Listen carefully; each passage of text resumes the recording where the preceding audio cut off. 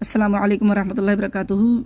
یہاں پہ ہم موٹے حروف پڑھ رہے ہیں، جیسے کہ انسان میں موٹا، گورا، کالا، دبلا ہوتا ہے، اسی طرح قرآن میں بھی اس طرح کے حروف ہوتے ہیں۔ یہ موٹے حروف 7 ہیں، یہ ان کو موٹا کر کے ہمیشہ پڑھا جاتا ہے۔ اس میں جو ادائیگی میں نہ ہونٹ گول ہوتے ہیں اور نہ ہی حرکت کرتے ہیں، تو ایک منہ کا مضبوطی سے دائرہ بنائیں اس طرح: خو ص ضاد غین طا قاف ظا۔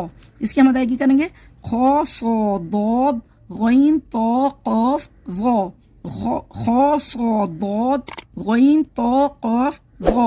یہ ہمیشہ حروف موٹے پڑے جاتے ہیں، موٹے حروف 7 ہیں، اور ان کا مجموعہ ہے خص ضغط قذ، خص ضغط قذ، خص ضغط قذ۔ اس طرح پڑھے جائیں گے یہ۔